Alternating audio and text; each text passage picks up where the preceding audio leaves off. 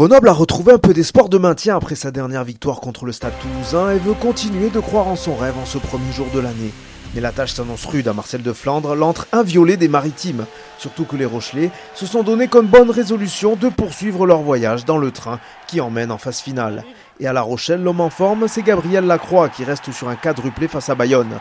Eh bien, il se met en évidence dès la 3e minute de jeu, même s'il glisse au moment d'éliminer Joe Aplon. La SR récupère tout de même une pénalité. Et Zach Holmes ouvre la marque 3-0. Les Rochelais imposent un rythme fou en début de match. Grenoble peine à suivre. Brock James élimine 3 défenseurs sur cette prise de balle. Alexis Balès allonge pour Mouri Valou en bout de ligne. Le Fidjien plonge dans l'embut. Y a-t-il une raison de ne pas accorder cet essai? C'est la question que pose M. Brousset à son assistant vidéo.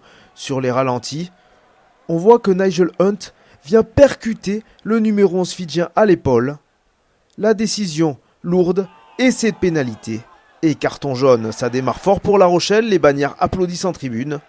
Vigneski réduit l'écart juste avant le quart d'heure de jeu, mais la SR va avoir une nouvelle chance de scorer 10 minutes plus tard.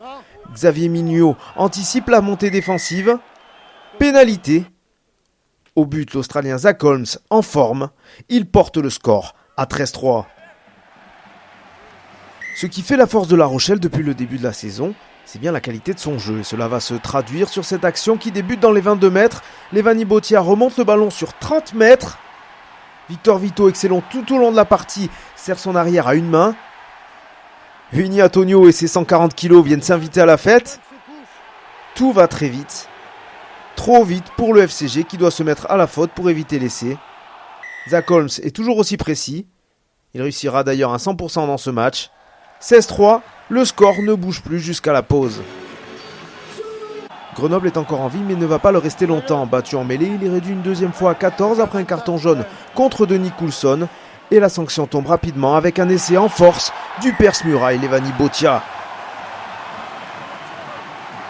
Lancé, le Fidjien est quasiment inarrêtable sur le premier plaquage. Charles McLeod en subit la démonstration. Et avec la transformation de Holmes, cela fait 23-3 au tableau d'affichage. La Rochelle est réduite à 14 après un carton jaune contre Victor Vito, mais se retrouve dans les 22 mètres isérois en contre. La confiance est clairement du côté des Maritimes et cela se voit. On pense que la porte est fermée en bout de ligne, mais Gabriel Lacroix arrive quand même à passer et s'en va inscrire le 3e essai de son équipe, celui du bonus offensif. Au ralenti, admirez la très belle passe longue de Botia et surtout le terrible cadrage débordement de Lacroix dans son couloir des 5 mètres.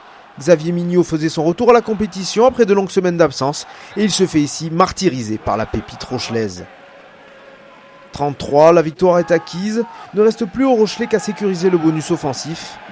Et cela va être fait à la 74e minute de jeu. Victor Vito s'empare du ballon, sorti de mêlée, le donne à Rico Januari. Le Sud-Africain prend l'intervalle et glisse le ballon à Kevin Gourdon. 4e et dernier essai de ce match.